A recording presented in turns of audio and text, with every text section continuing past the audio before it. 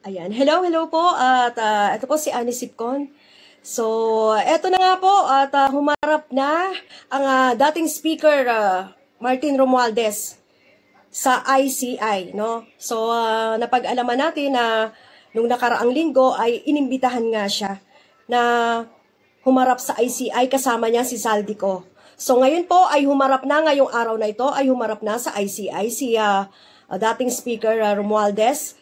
At sinagot niya na ang mga batiko sa kanya, ang mga aligasyon sa kanya ay sinagot na rin niya po. So, kahit na po naka-hide or hindi nga na isa sa publiko ang Independent Commission of Infrastructure, ay nagkakaroon tayo ng konting hint kung ano nga ba ang maaaring napag-usapan sa loob.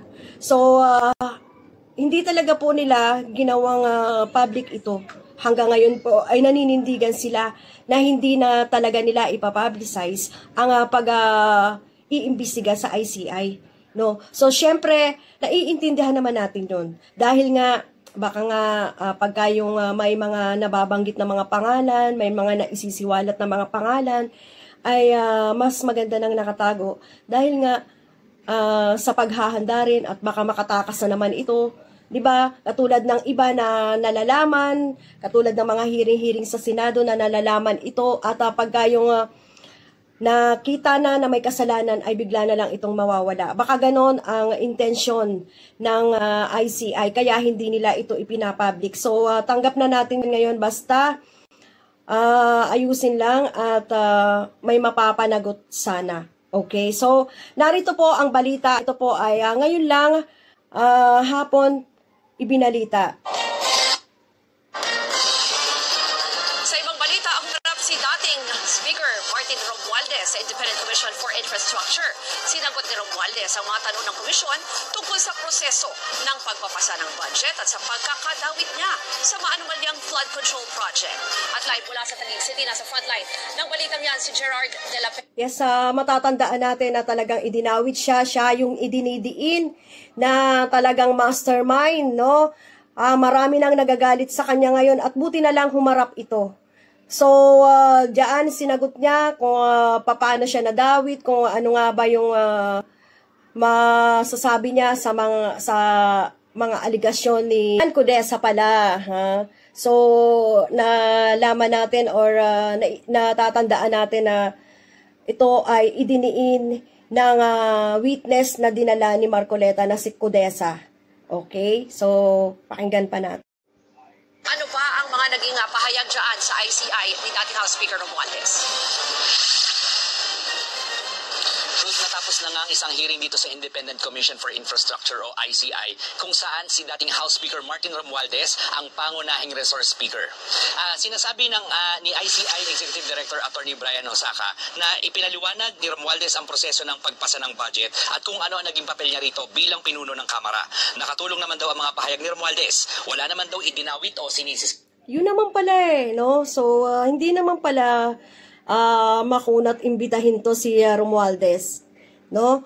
So, dapat lang naman talaga na pumunta siya sa mga hearing kasi siya ang itinuturo, siya ang sinisisi, silang dalawa ni PBBM ang isinisisi na mastermind daw. So, dapat talagang ipaliwanag niya ito. At ngayon ang ganap, kanina lang naganap.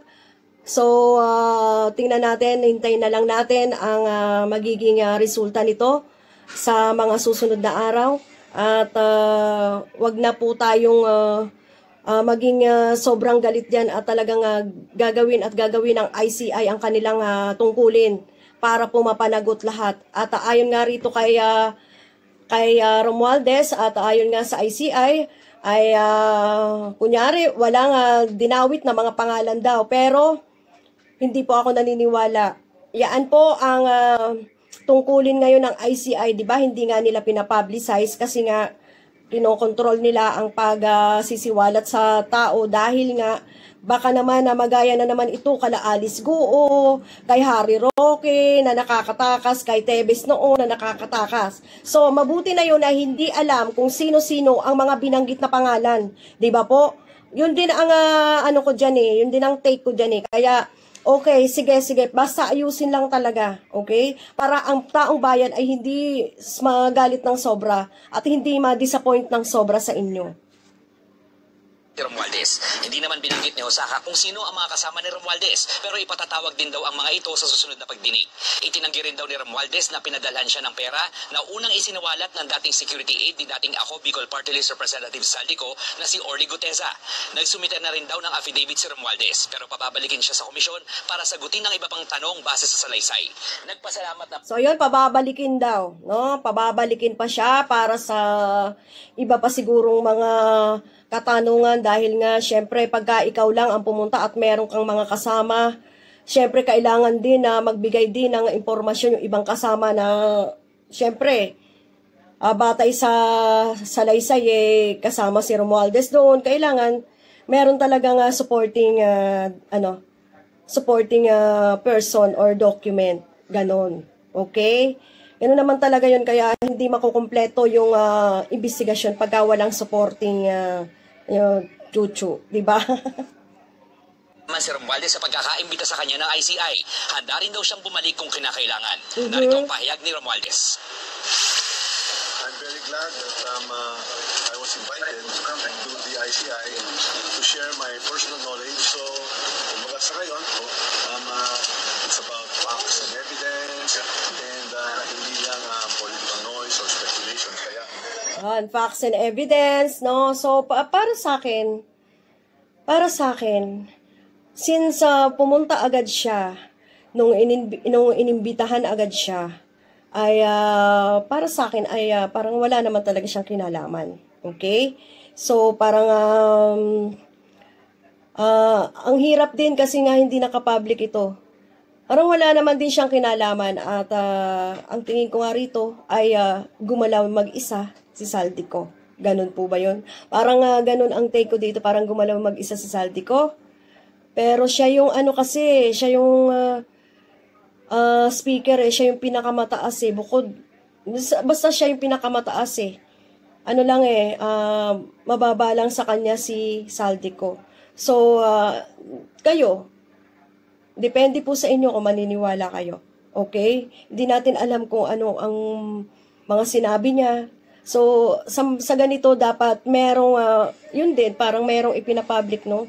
Para naman marinig natin kung ano yung mga pinagsasabi yung paliwanag or depensa sa kanyang sarili, no? Ni Romualdez.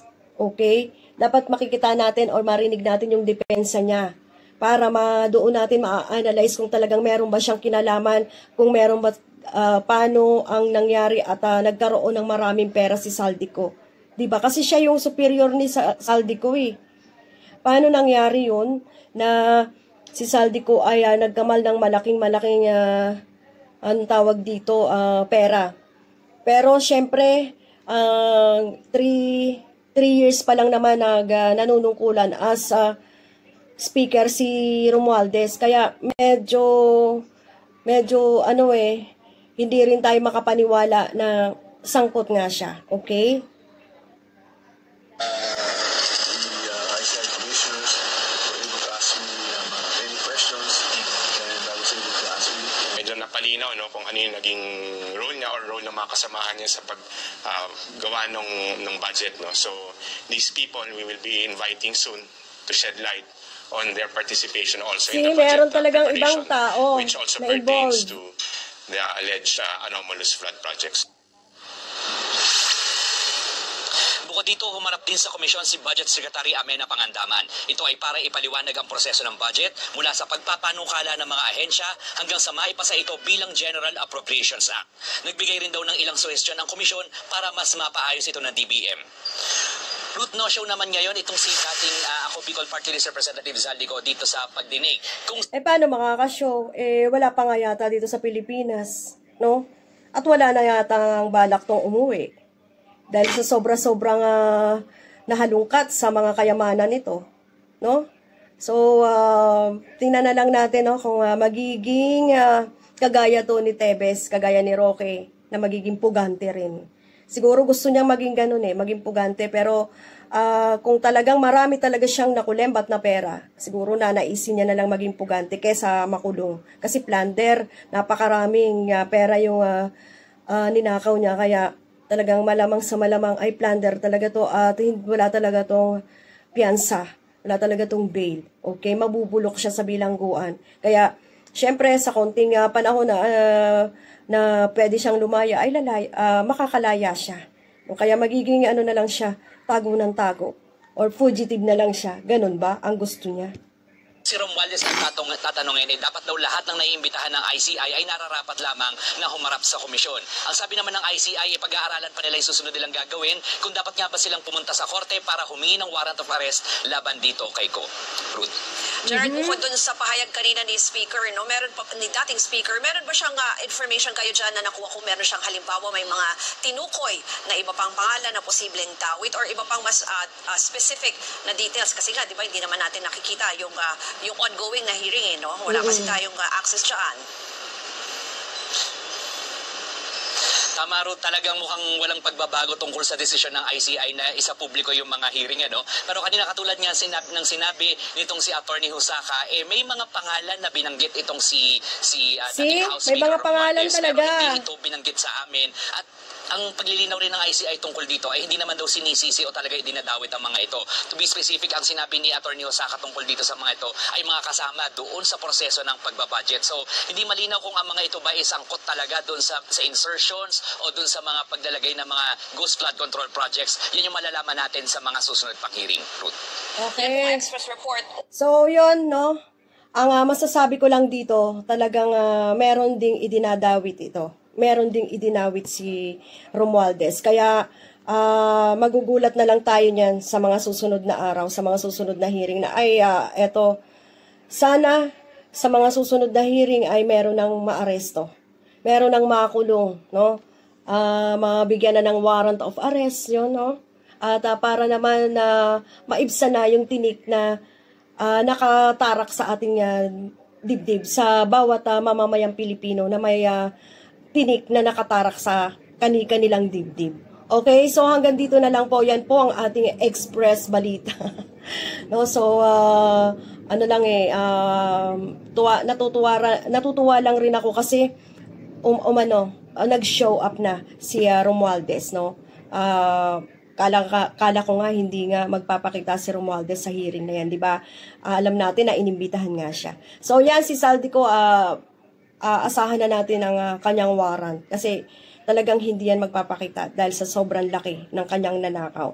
Okay, so yan lang po ang ating vlog ngayon. Maraming salamat po sa panonood.